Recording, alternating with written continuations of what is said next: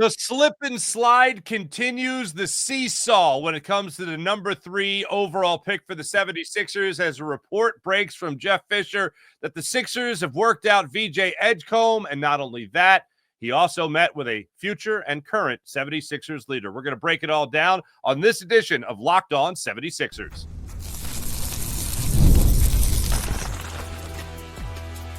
You are Locked On 76ers, your daily Philadelphia 76ers podcast, part of the Locked On Podcast Network, your team every day.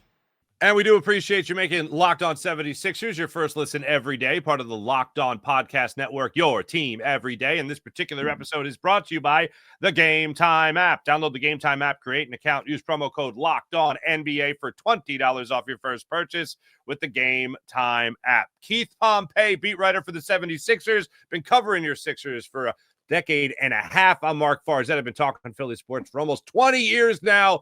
Keith, the report broke yesterday from Jake Fischer. Jake Fischer, credible NBA writer, reporter, covering the whole gambit, not just some website throwing out trade ideas this time of year, but getting some good stuff here. What could you tell us, Keith, about Jake Fischer's report that the 76ers worked out VJ Edgcombe, last week? What happened there? Yeah, last week. It's great reporting by him. I mean, the thing that stood out, but it's kind of sort of, it goes in line with what you and I talked about last week, that the 76ers need to do their due diligence on everything before they decide, right? And you have to find reasons why not to draft Ace Bailey. And based off of Jake Fischer's reporting, this is a reason why not to, or could be a reason. The 76ers were thrilled, according to Jake, on what they saw from VJ Edgcombe. It got to a point where he had dinner with Tyrese Maxey, who flew into town to attend the dinner. So it seems like everything is on the up and up with that. And it just seems like they're impressed with his work ethic. They're also they're intrigued by what he can do defensively, being paired next to Tyrese Maxey. So to me, it's one of those things where that, like we talked about, they got to do everything they have to see why you can't draft Ace Bailey and why VJ Edgecombe as a 2 guard is going to fit into a crowded backcourt and be a difference maker.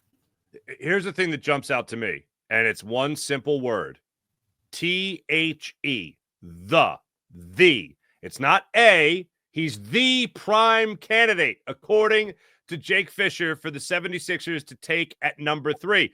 This is all but just saying verbatim, yeah, this is who the Sixers want to get after here. And now, look, we can go back and watch games during their brief college careers, whether it's Trey Johnson, whether it's VJ Edgecombe, or whether or not it's Ace Bailey. We can go back and we can look at all that stuff. We can go back and watch highlights of these guys. We can read about these guys and all that.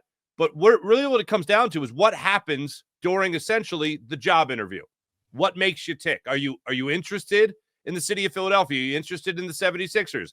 How interested are you in reaching your full-blown potential? Because I hate to say this, but the knock on VJ Edgecombe is that he's too good already, which is just a weird thing to say, but it means that his ceiling is very high. His floor is very high. His ceiling is kind of low. He's not going to get much better than when he enters into the NBA, where a guy like Ace Bailey, a guy that you and I like, his ceiling is very high. He has a lot of room to grow here as an NBA player and could eventually be a dominant NBA player.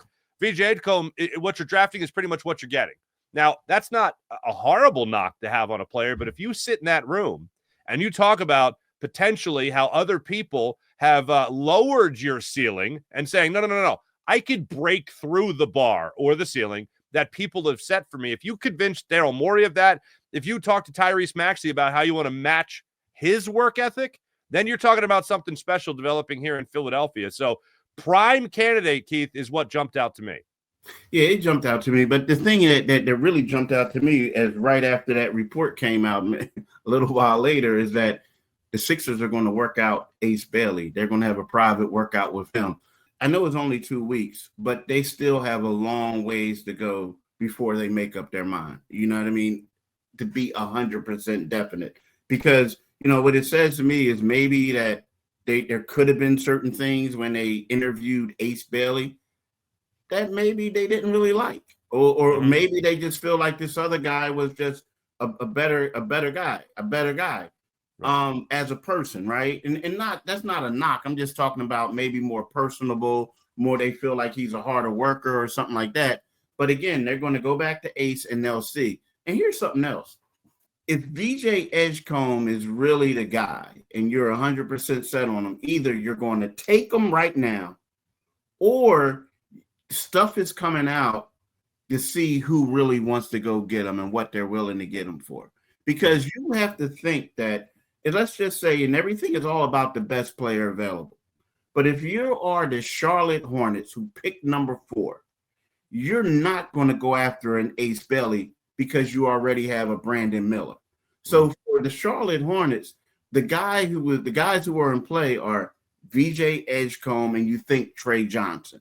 So if you're a team, if you are like the 76ers and you're saying, I really like VJ Edgecombe, well, I'm going to the Utah Jazz and saying, what you guys willing to give me for that 3rd pick?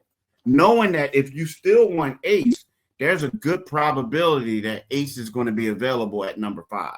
Now, again, the Sixers could be straight up and everything that they're saying about this guy could be 100% accurate and they're going to go all in on VJ Edgecombe.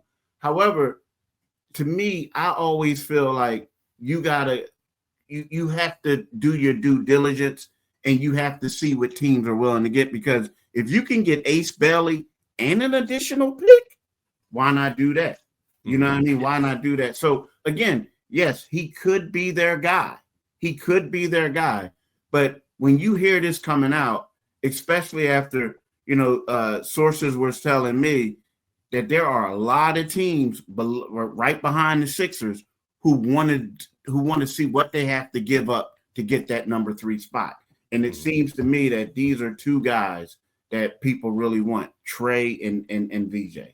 Mm-hmm. So you're saying that what's the door that opens up with the potential of being more interested in VJ Edgecombe or, saying great things about him, trying to sell other teams on him, certainly opens the door for the 76ers to possibly trade back, acquire, sorry to use the word, more assets or a big asset in all of it and still get the player they want.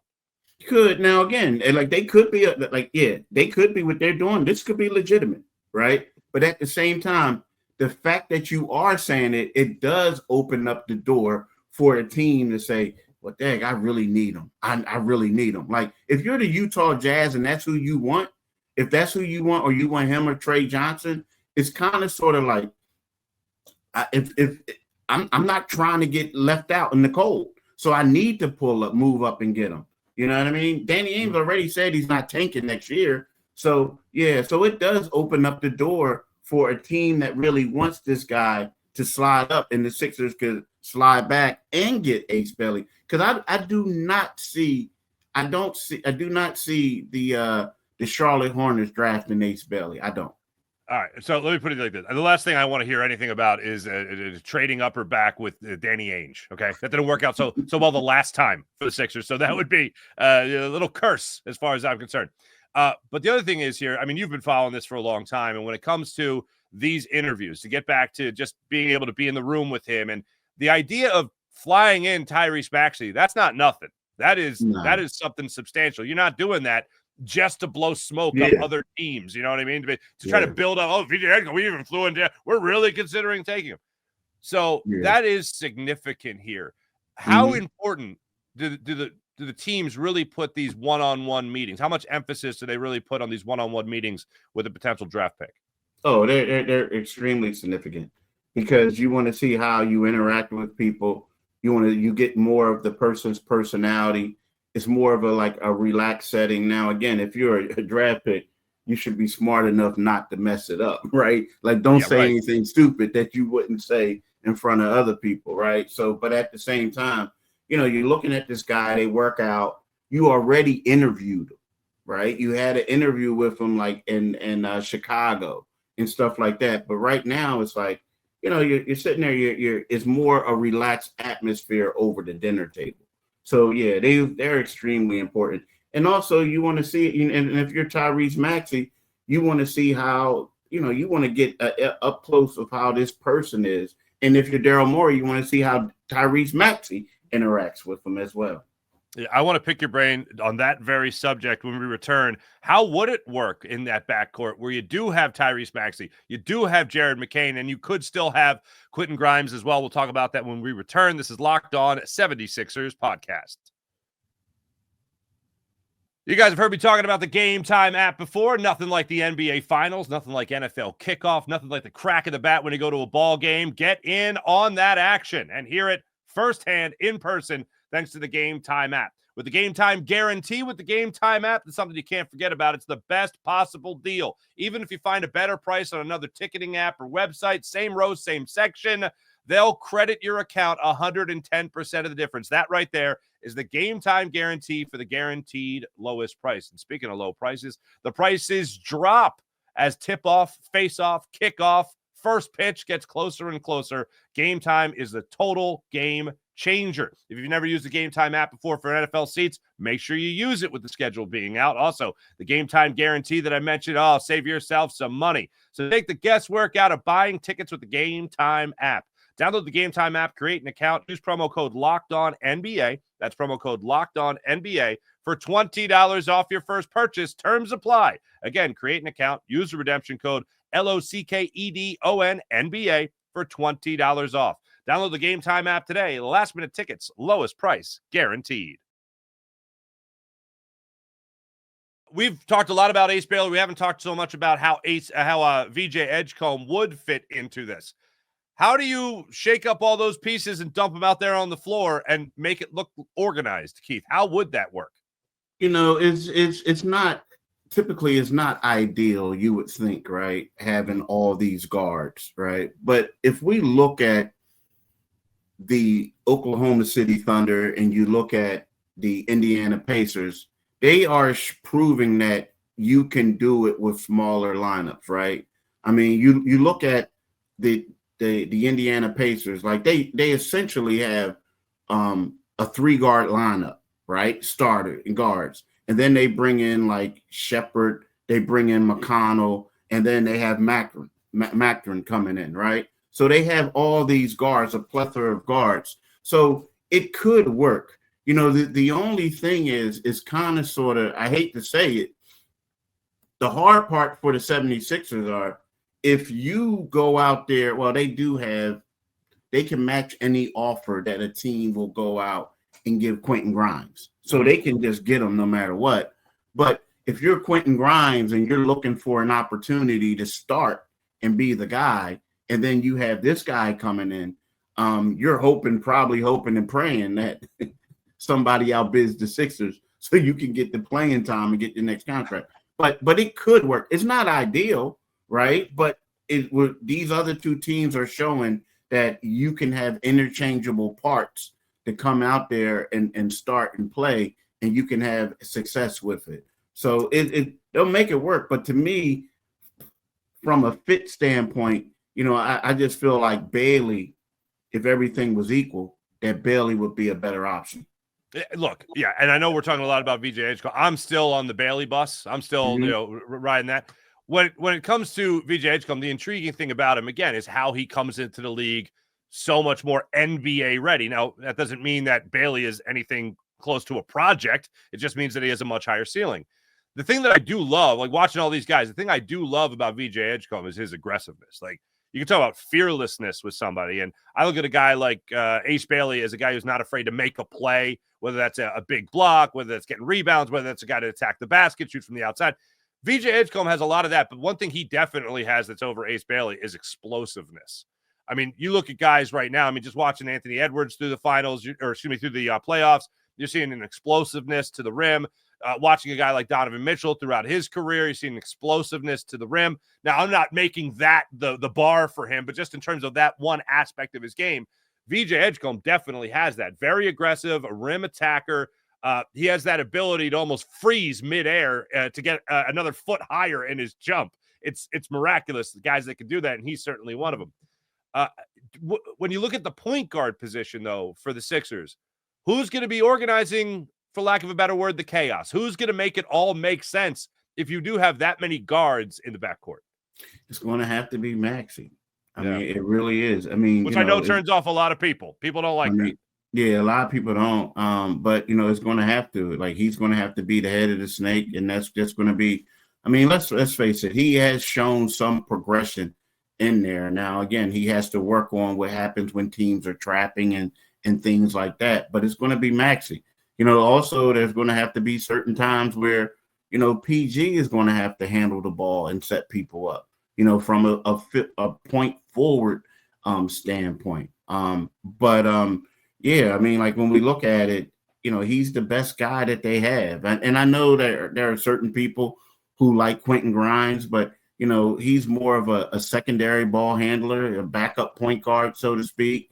And the same thing with, McCain, Jared McCain. So right now, Maxey is your best option at the one. And then probably Paul George, handling the ball from time to time. Now, before I move on to talk a little bit more about Tyrese Maxey, and that's something you have mentioned before, just in terms of his court visibility, being able to set up his teammates as a more legit point guard, so more so than a shooting guard, as a next step forward in his career. But I just want to put it out there. I'm still going for Ace Bailey. That's still the guy I want. I hope he checks every box that he just checked with the Sixers in his meeting and workout last week. And I hope Ace Bailey has dinner with Tyrese Maxey as well, So where are you at this point? Are you still with Ace Bailey, or have you been swayed a little bit in the direction of VJ McComb? VJ Edgecombe, excuse me. Yeah, no, it's cool. It's cool. You know what?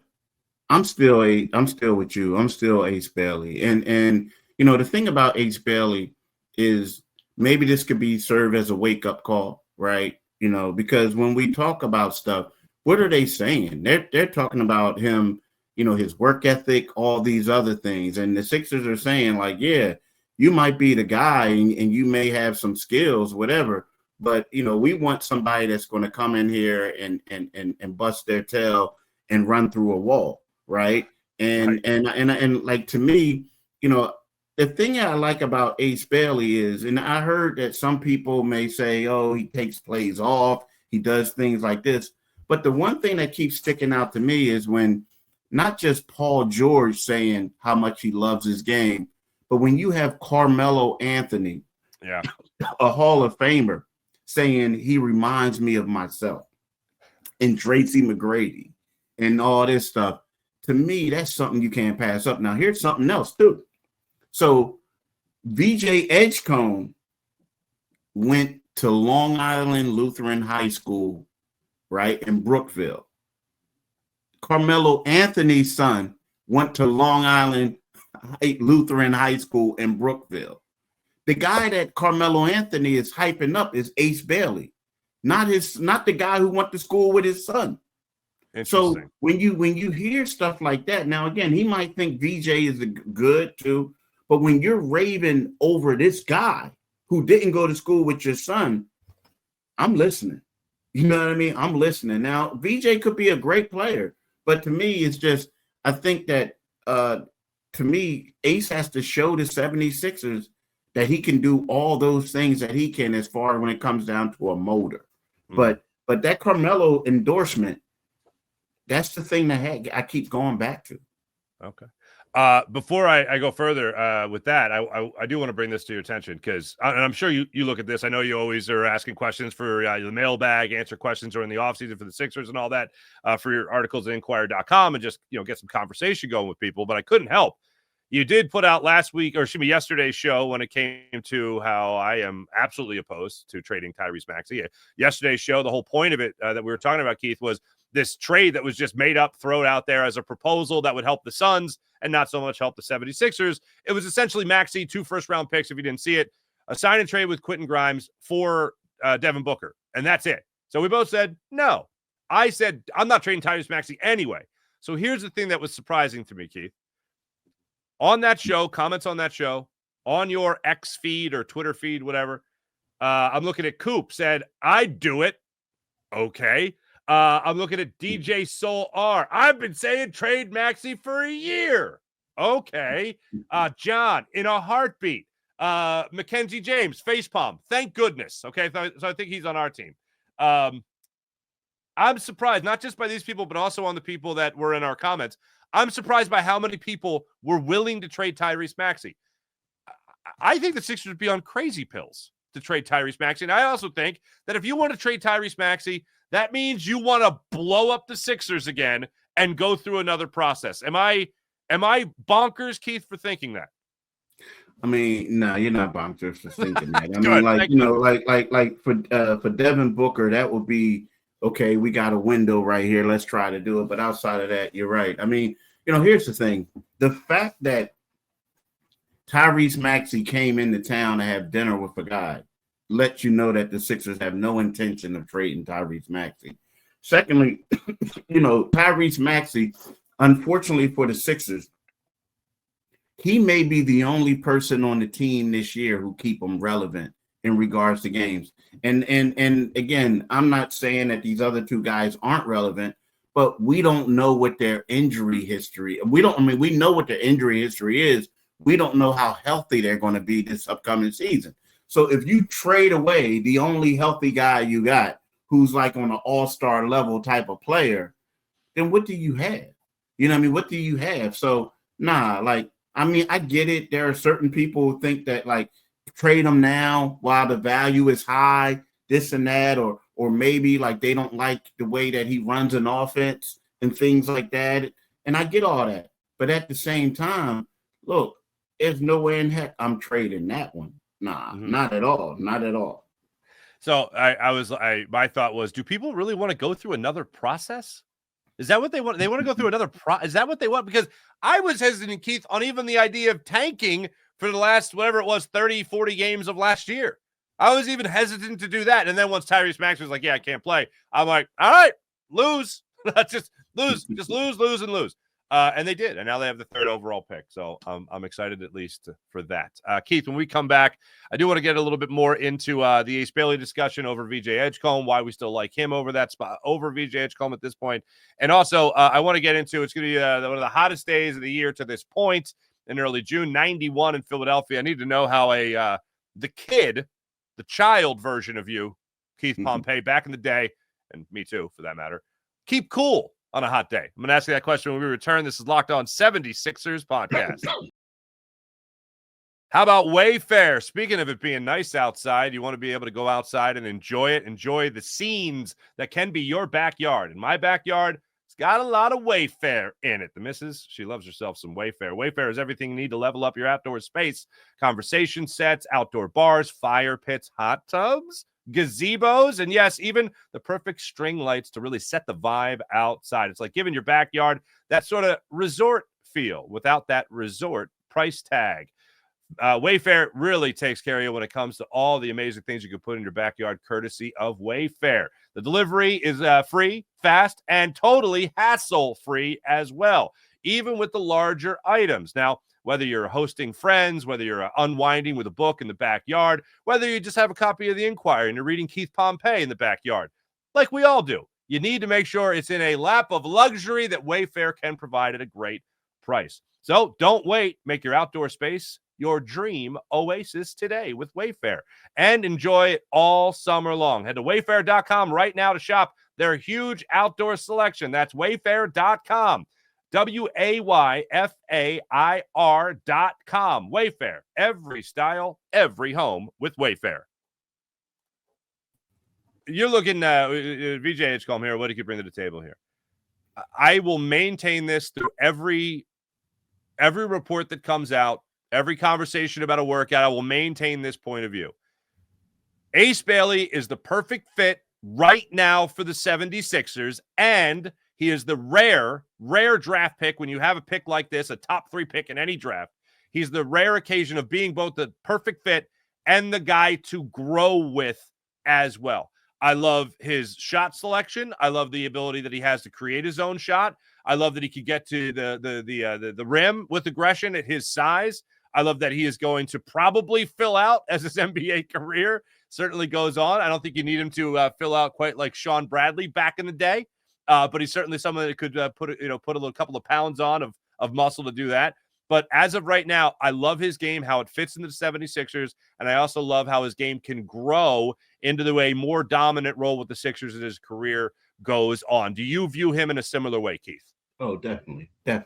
And here's the thing, so it also comes down to the veterans on the team. Like, if you feel like this guy needs to work harder, right? This and that.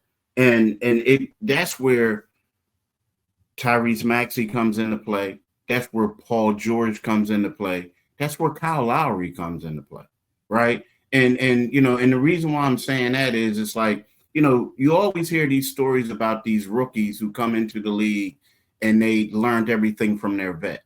And it's kind of like, it's different. It's more than just saying, hey, go get me some Chick-fil-A for the flight, or hey, where's the donuts? Hey, you're carrying my bags, Right. And then you also have Jared McCain, who's a hard worker. It's more like, hey man, where are you going? Okay, I'm gonna share 2 stories with you. 2 stories. So Malik Rose, Sure, from Philly. He played for the San Antonio Spurs, won the ring with them, a couple of them. He is best friends with Tim Duncan, right? That's his best friend. So he told me a story one day when Tim was a rookie, and that was his first year there. And they played a game. Tim Duncan has a phenomenal game, and they're like all excited, and they're leaving the game, and they're about to go out and celebrate whatever. As they're leaving, like walking down the hall, they look in the weight room, and David Robinson was in there getting the workout in. And David Robinson looked at him. They turned around, went back to the locker room, and put on like shorts and a t-shirt, and went in there and joined them. And Robinson was like, nah, it ain't time to party. We got to work out. Another story I'm going to share with you was, I'm talking to Paul George once, and I'm like, yo, P, like, when did you, like, what was it like when you were in college? You were at Fresno State, this and that, like, did you know you were going to the league? And he says, yeah, that was the plan. He told me that on weekends, when his teammates were out, some of his teammates were out partying, having a good time, he was in the gym. He was putting up shots. He was doing all types of stuff. So what I'm trying to say is, when you get veterans like that, Paul George has a great work ethic, right? But when you have a veteran like Paul George and David Robinson, and let's face it, Kyle Lowry has a great work ethic.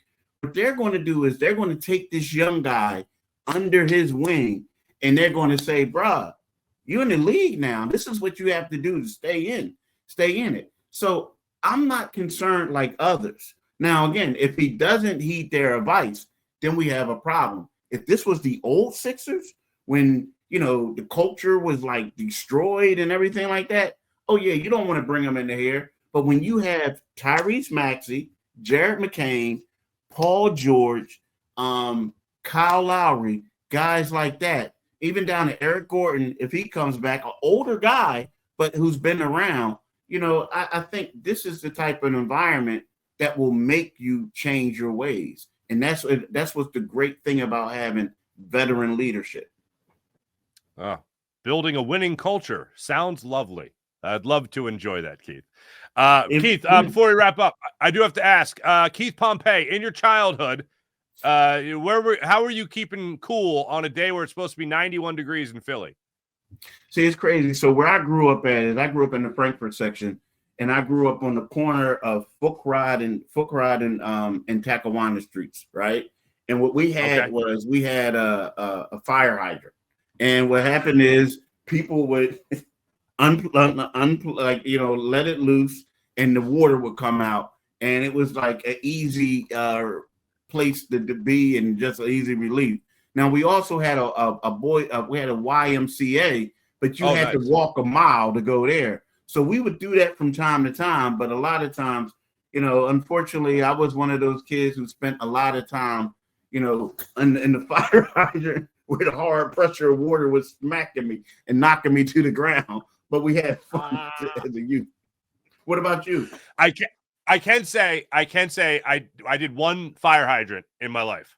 We visited my friends of my mom, I think it was. It lived in Northeast Philly, and the kids were outside. They're like, "Oh, we're gonna open the fire hydrant," and I was like, "Is that?" I must have been second grade, third grade, and I grew up in the suburbs, so I had no idea what they were talking about. I thought it meant something else, but no, it literally was the fire hydrant. And they went outside, they opened it up, and the kids are just running through it.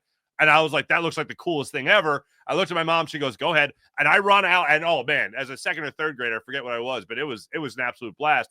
The only other thing as a kid, I remember if my neighbors had a pool, we'd go in the pool. But the best was we got a crocodile. I think it was called Crocodile Alley, which was like a slip and slide, but it had a bump. You'd go over the bump and through like a little curtain that had a gator on it or a crocodile on it. And you'd hit the bump. You'd go through the crocodile and land in a little tiny pool of water at the end of it. Yeah. That was the greatest thing. I remember my brother and I saw the commercial, and I think it was one of those things we begged months and months and months our parents to get, and they did. And I still remember the jingle. You run, you slide, you hit the bump, and take a dive. It was like that late 80s, early 90s commercial jingle that'll just never leave your head, man. Never leave your head. Hey, we got a lot to get into tomorrow when it comes to the 76ers as well. We'll continue to monitor this. I know you said they're going to bring in Ace Bailey. Do you want to be more specific? Exactly when, but he's coming. I mean, yeah, I don't know when. So, but the thing is, like, again, like we talked about it, none of this is surprising. I mean, it's that that the word got out, but they're going to, you got to do your due diligence with this one because of the magnitude of this pick. I mean, we talked about it. We already know who's going number one and who's going number two.